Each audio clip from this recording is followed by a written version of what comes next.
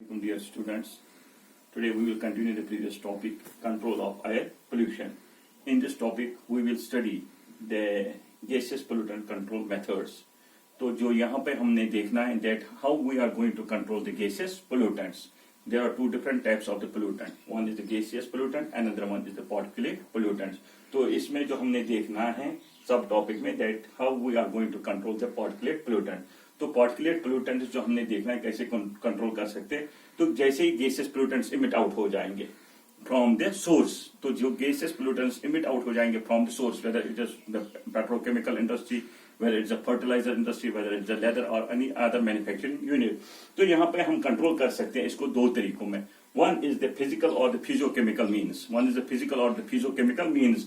उससे हम क्या करेंगे, हम उसको सेपरेशन करते हैं और by that we can say the chemical conversion, या उसको केमिकल कंपोजिशन कन्वर्जन करवाते हैं या हम उसको सेपरेट करवाते हैं. और इसको साथ साथ में हम कहेंगे कि इसमें चाहे आप थर्मल या कैटालिटिक कन्वर्टर्स का इस्तेमाल करोगे जिससे आप सेपरेशन कर सकते हो या इसको कन्वर्ट कर सकते हो in the lesser toxic component, या आप इसको कंबशन कर सकते हो या केमिकल ऑक्सीडेशन या रिडक्शन कर सकते हो जिससे आप इसके हम कहेंगे कि इंटेंसिटी को या इसके नुकसान को कम कर सकते हो या हम टोटली इसको खत्म कर सकते हैं. तो यहाँ पे हमने देखने की बात है कि आप जो यहाँ पे जो पोल्यूटेंट्स हैं, they are of the two types. One is the primary pollutant and another one is the secondary pollutant. जो प्राइमरी पोल्यूटेंट्स हैं वो सोर्स से इमिट आउट हो जाते हैं और जो हम सेकेंडरी पोल्यूटेंट्स हैं इन्हीं प्राइमरी पोल्यूटेंट्स के रिएक्शन के साथ में वो formation of the secondary pollutants can take place. तो प्राइमरी पोल्यूटेंट्स जो यहाँ पे हम कंट्रोल करना चाहते हैं gases pollutant, it is the sulphur oxide, nitrogen oxide, oxides of carbon and hydrocarbons.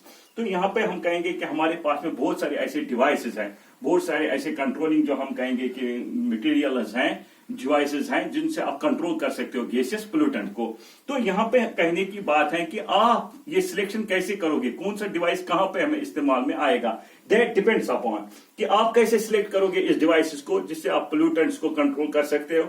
It will depend upon the nature क्या है पोल्यूटेंट का और उसकी प्रोडक्शन क्या है, उसकी कंसंट्रेशन कितनी है. तो यहाँ पे आपने हम कहेंगे कि जो आपके पास में डिफरेंट डिवाइसेस अवेलेबल हैं तो आपने उसमें देखना है कि जो ये पोल्यूटेंट्स इमिट आउट हो जाते हैं उसका नेचर कैसा है और उसकी कंसंट्रेशन क्या है, उसकी कंसंट्रेशन क्या है. उसी के हिसाब से हम उनको कहेंगे कि हम कहते हैं सिलेक्टेड कि कौन सा डिवाइस हमने इस्तेमाल करना है या कौन सा तरीका हमने कौन सा मेथड यहाँ पे इस्तेमाल में लाना है. तो सबसे पहला जो मेथड हम यहाँ इस्तेमाल में लाएंगे that is the absorption. That is the absorption.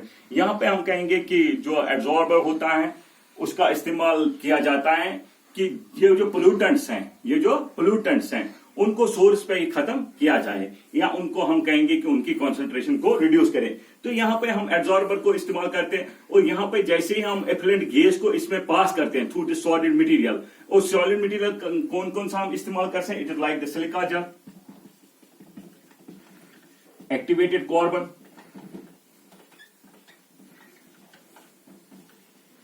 And lithium chloride.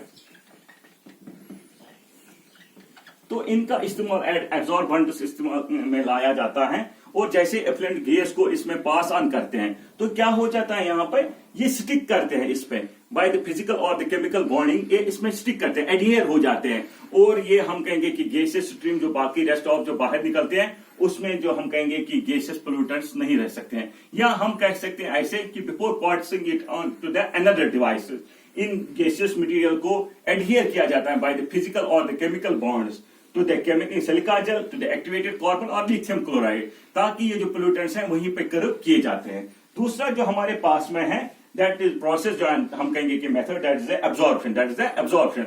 तो एब्जॉर्प्शन में क्या कर सकते हैं आप लोग, या हम कहेंगे कि लिक्विड का इस्तेमाल किया जाता है लाइक द वाटर. तो यहाँ पे हम लिक्विड का इस्तेमाल करते हैं which is act as the absorber. और जो एब्जॉर्बेंट है वो क्या हो जाता है, एब्जॉर्बेंट जो है यहाँ पे वो इसमें पास किया जाता है, जो एफ्लुएंट गैस है उसको पास किया जाता है इस लिक्विड में. तो यहाँ पे जो लिक्विड हम इस्तेमाल में लाते हैं जितना ज्यादा सरफेस कांटेक्ट में आ जाएगा इसके, या हम कहेंगे कि एफ्लुएंट गैस जितना कांटेक्ट में आएगा इसमें उतने ज्यादा pollutants gases pollutants emit out हो जाएंगे.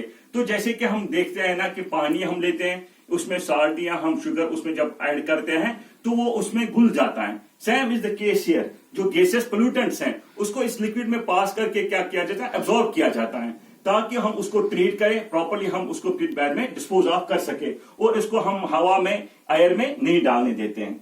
तो यहाँ पर जो थर्ड मेथड है दैट इज द कंडेंसेशन।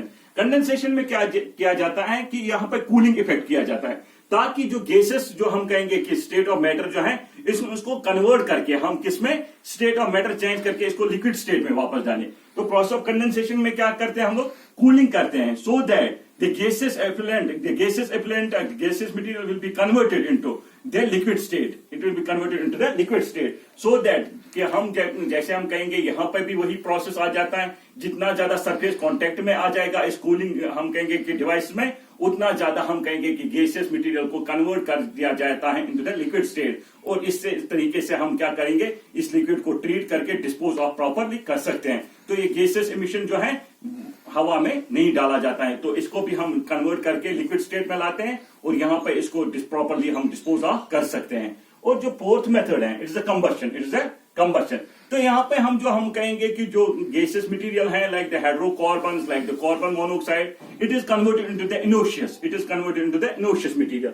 तो ये ऑक्सीडाइजेबल है, तो इसको लेसर टॉक्सिक में कन्वर्ट किया जाता है। तो यहाँ पे हम कहते हैं कि जो कंबशन प्रोसेस है ये हम किन इंडस्ट्रीज में, ये पेट्रोकेमिकल इंडस्ट्री में, ये फर्टिलाइजर इंडस्ट्री में, ये लेदर इंडस्ट्रीज में हम कहेंगे कि फर्टिलाइजर है, पेट्रोकेमिकल इंडस्ट्री है या लेदर इंडस्ट्री है, उनमें इस्तेमाल में लाया जाता है। तो यहाँ पे क्या किया जाता है जो हमारी गैसेस है उसको एक्सटर्नल कंबशन किया जाता है। तो यहाँ पे उनको कन्वर्ट कर देते हैं हम इनोशियस में, ऑक्सीडाइज करते हैं और इसको हम हाइड्रोकार्बन्स को या कार्बन मोनोऑक्साइड को लेसर टॉक्सिक में कन्वर्ट करते हैं। तो यहाँ पे उनको चाहे हम कहेंगे H2O में कन्वर्ट करते हैं या हम उनको करते हैं CO2 में कन्वर्ट। तो यहाँ पे उसकी जो हम कहेंगे कि इम्पैक्ट या इंटेंसिटी ऑफ द इम्पैक्ट उसको रिड्यूस किया जाता है। तो वी कैन ऑक्सीडाइज देम और we can convert them into the lesser toxic components. चाहे हम उसको हाइड्रोकार्बन को या ऑर्गेनिक कंपोनेंट्स जो रिलीज होते हैं in these process petrochemical industry, leather industry और फर्टिलाइजर इंडस्ट्री, उसको कन्वर्ट करके हम CO2 एंड H2O में कन्वर्ट करते हैं so that it will be having the least impact on the health of the human beings.